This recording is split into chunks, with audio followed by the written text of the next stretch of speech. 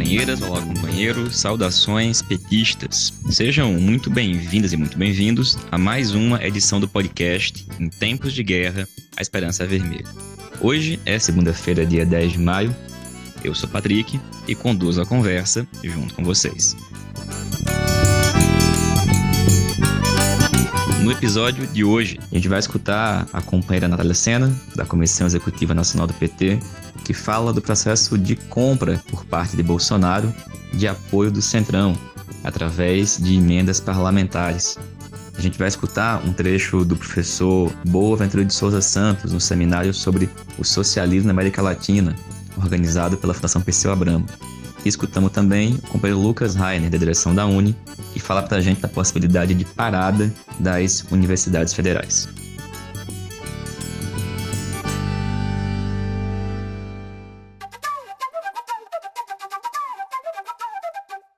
Pessoal, nesse domingo, o jornal Estado de São Paulo publicou uma matéria revelando um processo de compra de apoio parlamentar por parte de Bolsonaro em mais de 3 bilhões de reais, em especial para a aquisição de equipamentos agrícolas.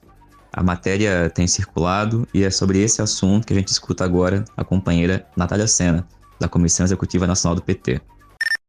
Oi, Patrick e ouvintes do podcast Em Tempos de Guerra, a Esperança é Vermelha. Patrick, esse tratoraço, como está sendo chamado, o mais novo esquema do governo Bolsonaro, é algo que a gente já sabia que estava rolando. Agora temos provas documentais. Mas ano passado, pelo menos desde o ano passado, já correu solta a informação de que o governo estava literalmente comprando apoios do parlamento para os seus candidatos a presidente da Câmara e do Senado. Comprando através da promessa de indicação de valores do orçamento para direcionar para, compra de equipamentos, obras nos mais diversos estados, especialmente através do Ministério do Desenvolvimento Regional.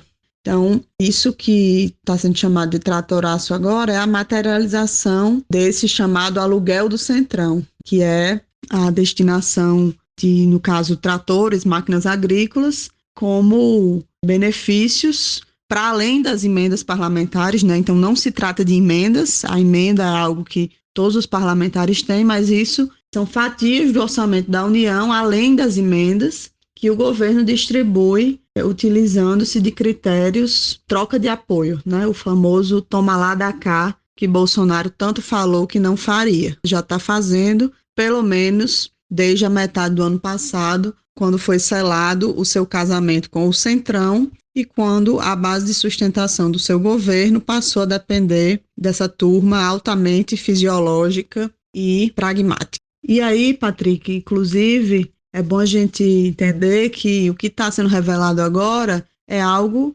que já foi feito, Essas compras de máquinas já foram feitas com o orçamento do ano passado, ou seja, em meio a uma pandemia, o governo estava destinando 3 bilhões de orçamento para comprar apoios no parlamento e destinar máquinas, para municípios onde tem redutos eleitorais que apoiam o presidente, apoiam esses parlamentares que dão sustentação a ele no Congresso, e a gente sabe que a tendência é que isso se aprofunde, Inclusive, teve todo um debate acerca do orçamento 2021, que a gente também comentou aqui no podcast, que passa por aí, Não foi à toa aquela briga tão pesada entre o governo, o Ministério da Economia, o Ministério do Desenvolvimento Regional e Congresso Nacional em torno dos recursos da emenda de relator. Passa por ali também a manutenção dessas fatias do orçamento para garantir o apoio do governo. Então, é um absurdo, É um esquema gravíssimo, especialmente considerando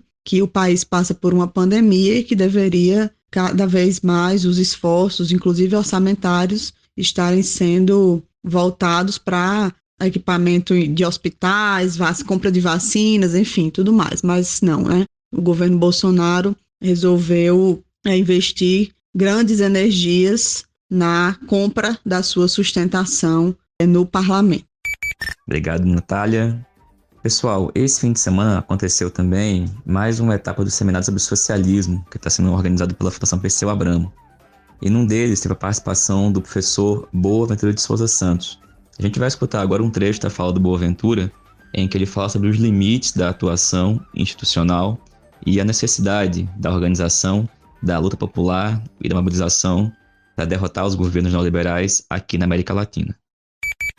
Há outra questão que é muito importante, e aí venho à segunda parte da minha intervenção, que é esta, é que nos movimentos de esquerda nós não temos sabido articular lutas institucionais com lutas anti-institucionais ou extra-institucionais, ou seja, lutas de rua, poder popular, o povo na rua e, por outro lado, as instituições. Normalmente, ou nos orientamos por uma ou por outra. Eu penso que vamos entrar numa década em que nós temos que continuar a lutar nas instituições, mas não podemos confiar nelas, porque elas já foram capturadas pelo capitalismo, pelo colonialismo e pelo patriarcado. Já foram capturadas e, por outro lado, temos que lutar fora das instituições. Um pé fora e um pé dentro do Estado. Um pé dentro das instituições e um pé fora das instituições. E esta é a luta das próximas décadas. Não penso que o nosso pensamento, em geral, não estou a tentar cobrir tudo de maneira nenhuma, mas da minha experiência, tenha capacidade para analisar. Eu, por exemplo, vejam agora, eu quero comunicar, não podia estar aqui a discutir o socialismo, participação, sem olhar para as conjunturas quentes que estão nas nossas mãos. Eu ainda há pouco, não sei se viram, porque ele saiu em espanhol, um texto de intervenção, trabalho muito na Colômbia, que era a Colômbia em chamas, o fim do neoliberalismo será violento. Porque em Cali, exatamente no mesmo dia, no Jacarezinho mataram 20 e tal pessoas e neste momento em Cali estão a passar grupos armados, não uniformizados, a disparar sobre as pessoas que estão reunidas na rua a concentrar. E, portanto, é um sistema, é um momento de alta intensidade de um momento que já não é um momento democrático. Bem, e temos no Brasil o Jacarezinho. Todos saberão, ou alguns saberão, se calhar ninguém sabe, talvez dos que estão a assistir depois mais tarde, talvez. É que eu fiz a minha tese de doutoramento nos anos 70 no Jacarezinho. Eu vivi uns meses no Jacarezinho. O Jacarezinho, a comunidade do Jacarezinho foi quem me ensinou a ser a pessoa digna que eu hoje procuro ser. E, portanto, dói-me profundamente que esteja a ser tratado tão indignamente, tão brutalmente, tão violentamente na sociedade brasileira. Não é apenas uma crise. No dia anteontem, realmente iniciou-se a campanha eleitoral de 2020. E, portanto, eu penso que, neste momento no Brasil, nós temos que olhar um pouco para esta ideia de trabalhar nas instituições e fora das instituições. Eu tenho todo o respeito pelo presidente Lula, fui daqueles que tive o gosto de ir visitar a Curitiba e continuo muito amigo dele e acho que o PT tem realmente hoje o objetivo que ele seja candidato em 2022, é muito importante, todos apoiamos isso. Agora, o presidente Lula, como sempre, depois das lutas populares em que esteve envolvido na ditadura, confia nas instituições e está a trabalhar no sentido de que possa mobilizar a seu favor o lado bom da sociedade brasileira e as instituições. Eu não estou convencido. Eu acho que o jogo já está viciado. Não é por acaso que o massacre do Jacarezinho ocorre 12 horas depois do presidente Bolsonaro visitar o governador. Portanto, há qualquer coisa que está no ar. E o que está no ar, em meu entender, é isto. Bolsonaro ganha as eleições de 2022 a bem ou as ganha a mal. E, portanto, não vai abrir mão de outra forma. E, portanto, o que aconteceu no Jacarezinho é o início da campanha eleitoral, exatamente porquê? Porque visa impedir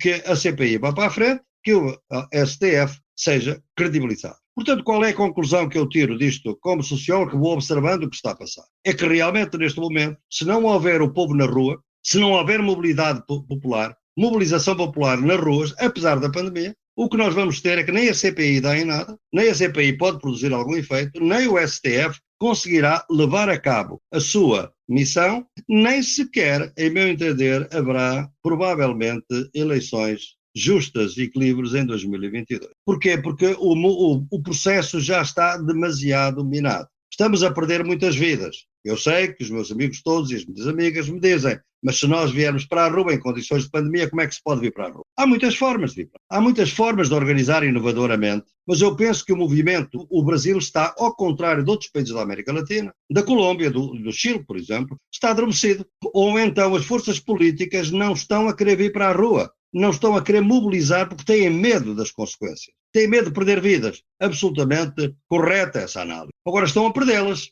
O grande problema que nós temos na nossa sociedade é esta. As vidas vão-se perder. O problema é do custo político para aqueles que causam as mortes. Vejam, na Colômbia há vidas a ser perdidas, mas é uma violência política organizada pelos sindicatos, pelo movimento indígena, a pedir a renúncia do presidente. Ou seja, há perdas de vidas, mas com um custo político para quem causa a morte. No Brasil estamos a assistir a mortes cada vez mais frequentes, porque não fiquem Não pensem que vamos ficar por aqui no Jacarezinho, vai haver mais massacres, vai haver mais política deste tipo. É uma violência aparentemente despolitizada que não traz nenhum custo político para quem as causa. Qual é o custo político que Bolsonaro tem tido pelo tratamento que ele tem feito na pandemia? Não é de maneira nenhuma um custo político como o Lenin Moreno, no Equador, que estava com 7%, ou o Pinheira, com 6%. Não é. Está sustentado ainda. Portanto, eu acho que neste momento, quando falamos de participação e democracia, temos que passar que neste momento nas nossas sociedades são sistemas híbridos. Tem elementos democráticos e elementos ditatórios. Portanto, a participação já não pode ser exclusivamente institucional. Tem que ser extra-institucional. E tem que encontrar formas inovadoras de trazer o povo para a rua. E quando é que o povo vem para a rua? Quando se convencer que o governo é mais perigoso que o vírus. É o que está a acontecer, por exemplo. Esse foi o áudio do professor Boventuro de Souza Santos. A fala integral e os demais seminários estão disponíveis também no YouTube da Fundação Perseu Abramo. A gente vai escutar agora o companheiro Lucas Rainer. Lucas, a gente viu essa semana matérias informando da possibilidade de suspensão das atividades nas universidades, mesmo durante o ensino remoto, por conta da falta de recursos. É verdade isso, Lucas? De fato, as universidades podem parar? Eu acredito que a resposta para essa pergunta depende de algumas circunstâncias da conjuntura, e talvez a principal delas seja a nossa capacidade de construir uma luta política que não apenas reverta os cortes, que não apenas faça com que a verba que hoje está condicionada no Congresso seja liberada, mas que de fato consiga combater veementemente o projeto em curso para a educação hoje. Que quando nós falamos em as universidades pararem, essa não é uma discussão que surge agora, não é uma discussão que surge exclusivamente com o governo Bolsonaro, embora nós saibamos que com o governo Bolsonaro a situação da educação brasileira se agravou muito. Mas o verdadeiro problema vem há alguns anos, e quando a gente teve o golpe em 2016, muitos recursos, muitos serviços já começaram a ser cortados. Então, o que nós temos agora é uma situação em que talvez as universidades tenham que parar totalmente. Mas é importante nós ressaltarmos que desde pelo menos 2016, as universidades já vêm parando sequencialmente alguns serviços.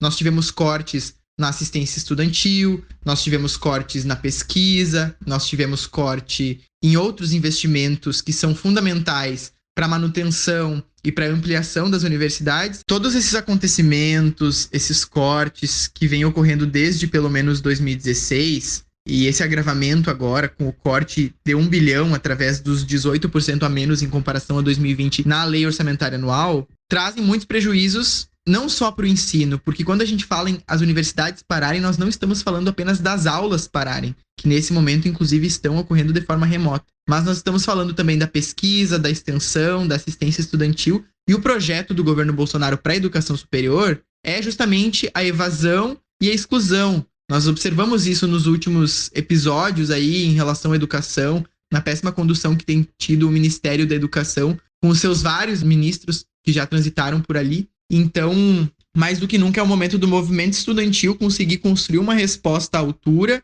não só para barrar esse corte, não só para liberar a verba que está condicionada, mas para conseguir colocar quem é o principal responsável por esse projeto de sucateamento da educação, que quer também conduzir as nossas universidades e os nossos institutos federais à privatização. É o governo Bolsonaro, e não dá para esperar. Nós não podemos fazer lutas apenas episódicas e ter conquistas pontuais. Então está mais do que na hora de o movimento estudantil conseguir construir respostas à altura dos desafios. E isso implica não apenas em fazer mobilizações simbólicas ou mobilizações virtuais contra determinadas medidas ou pela liberação do orçamento condicionado. Essa é uma medida importante e essa semana nós temos lutas muito importantes para fazer em relação a isso. Mas para realmente garantir a sobrevivência das nossas universidades, para conseguir fazer com que a pesquisa, a extensão, a ciência sejam valorizadas, nós precisamos pôr fim a esse governo. E assim como os nossos irmãos latino-americanos têm nos ensinado, a luta política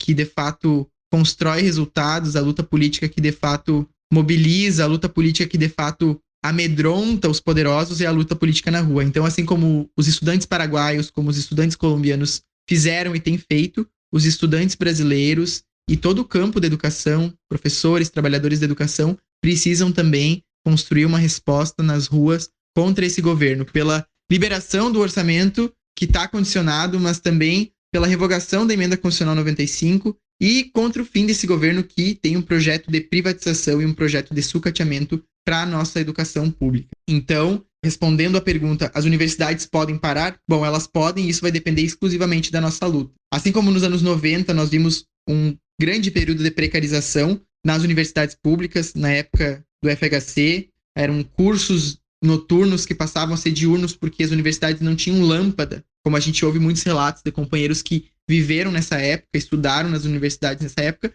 Tudo isso também é um risco que nós corremos. E para não correr esse risco e para conseguir não apenas defender as nossas universidades, mas colocar elas também no centro do desenvolvimento de um outro projeto para o nosso país, é preciso derrotar os cortes, revogar a Emenda Constitucional 95 e explicitamente derrotar Bolsonaro, que é hoje o principal inimigo da educação.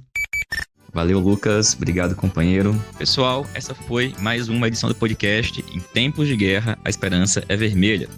Como vocês sabem, um programa totalmente construído por meio de troca de áudio de WhatsApp com militantes do PT espalhados por todo o país. E a gente está de volta na próxima sexta-feira. Saudações petistas e até mais.